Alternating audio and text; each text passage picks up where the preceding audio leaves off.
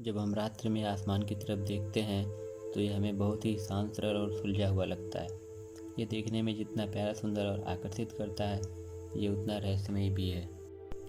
जब हम किसी तारे को देखते हैं तो वास्तव में हम उस तारे की उस लाइट को देखते हैं जो अपनी यात्रा आज से हजारों लाखों वर्ष पहले शुरू की थी और वह आज हमारी आंखों तक पहुंच रही है।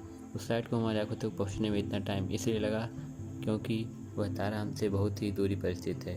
इसी कारण प्रकाश की गति 3 लाख किलोमीटर पर सेकंड होने के बावजूद भी उसे इतनी लंबी यात्रा तय करने में इतना लंबा समय लग जाता है। इसका तात्पर्य यह है कि हम उस तारे के वर्तमान को नहीं बल्कि उस तारे के पास्ट को देख रहे हैं, यानी कि हम उस घटना को देख रहे हैं जो आज से हजारों लाखों वर्ष पहले घटित हो चुकी है।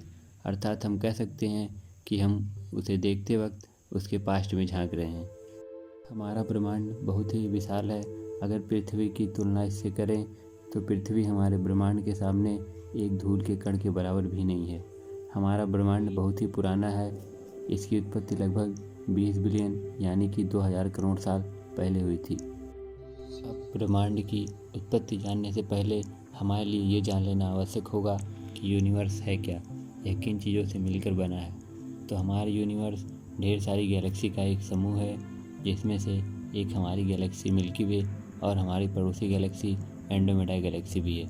गैलेक्सी के अंदर ढेर सारे तारे, गैसों के बादल और डस्ट पार्टिकल होते हैं। अब तारों की बात करें तो ये गैस के बड़े विस्फोटक वाले गेज होते हैं। हमारा सबसे करीबी स्टार सूरज है, जिसमें हाइड्रोजन और हीलियम की वजह से निरंतर न्यूक्लियर फ्यूजन रिएक्शन होता रहता है, जिसकी वजह से हीट और लाइट इमिट होती है। इसी वजह से हमारा सूर्य इतना गर्म है। अब आप समझ गए होंगे कि ब्रह्मांड क्या है, तो चलिए जानते हैं इसकी उत्पत्ति कैसे हुई। ब्रह्मांड की उत्पत्ति को लेकर 2 फेमस और सुटेबल थ्योरी हैं, जिसमें से पहला है स्ट्रिंग थ्योरी। इसके बारे में विस्तार से हम किसी अगली वीडियो में बात करेंगे। अभी आप ये जान लीजिए कि ये कहता क्या है। तो स्ट्रिंग थ्योरी के अनुसार ब्रह्मांड में सब कुछ छोटे छोटे स्ट्रिंग से मिलकर बना है, जो कि इलेक्ट्रॉन, प्रोटॉन, न्यूट्रॉन और इनके अंदर क्वार्क्स होते हैं, जिनके अंदर ये स्ट्रिंग्स वाइब्रेट करते रहते हैं। ये डार्क मैटर और डार्क एनर्जी के बारे में भी बताता है। स्ट्रिंग थ्योरी हमारे सभी अनसुलझे सवालों का उत्तर देने में सक्षम है, किंतु इसमें कुछ ऐसे पार्टिकल की बात की गई है जो कि फिजिक्स के नियमों को नहीं मानते, इसलिए इसे पूरी तरह एक्सेप्ट नहीं किया गया है। किंतु हमारे ब्रह्मांड में ऐसी भी जगह है जहाँ फिजिक्स के नियम नहीं चलते, तो इसलिए इस थ्योरी को पूरी तरह रिजेक्ट भी नहीं किया जा सकता। अब आते हैं बिग बैंग थ्योरी की तरफ। तो यह कहता है कि आज से लगभग 13.8 बिलियन साल पहले एक छोटे से बिंदु, जिसे हम पॉइंट ऑफ सिंगुलरिटी भी कहते हैं, में किसी रहस्यमयी तरीके से विस्फोट हुआ और हमारे ब्रह्मांड की उत्पत्ति हुई। इस विस्फोट के लगभग 10⁻32 सेकंड के बाद से ही हमारे ब्रह्मांड का विस्तार होने लगा और यह विस्तार आज भी जारी है।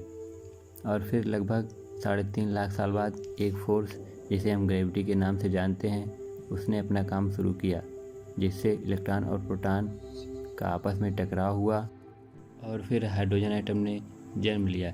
इस प्रोसेस में काफ़ी एनर्जी और थर्मल रेडिएशन बाहर निकली, जिसकी वजह से हमारे ब्रह्मांड में रोशनी यानी कि प्रकाश की उत्पत्ति हुई। इसे CMBR यानी कि कॉस्मिक माइक्रोवेव बैकग्राउंड रेडिएशन भी कहते हैं। यह हमारे ब्रह्मांड में बिग बैंग का सबसे बड़ा सबूत है। और फिर बिग बैंग के करीब 300 मिलियन साल बाद पहले तारे ने जन्म लिया। फिर धीरे धीरे समय के साथ लाखों करोड़ों तारे बनने लगे। यही लाखों करोड़ों तारे मिलकर गैलेक्सीज का निर्माण किए और लाखों करोड़ों गैलेक्सीज मिलकर एक ब्रह्मांड का निर्माण किए। लेकिन अभी भी बहुत से मैटर, एस्ट्रॉयड और डस्ट पार्टिकल बचे हुए थे, जो ग्रेविटी की वजह से पास आकर ग्रहों का निर्माण करने लगे। और फिर इसी ग्रेविटी की वजह से हमारा सौरमंडल, जिसमें है हमारी पृथ्वी, वह पृथ्वी जिसमें हम रहते हैं, अपना जीवन जीते हैं और फिर एक दिन मर जाते हैं। अब आप सोच रहे होंगे कि यहाँ तक तो जान लिया, परंतु इसके आगे क्या, मतलब अब पृथ्वी पर जीवन की शुरुआत कैसे हुई, हम मानव पृथ्वी पर कब आए और आज जहाँ पर हैं हम यहाँ तक कैसे पहुँचे। तो इस पर डिटेल में बात हम अगली वीडियो में करेंगे। तब तक के लिए नमस्कार। जानकारी अच्छी लगी तो like share and subscribe. Thanks for watching.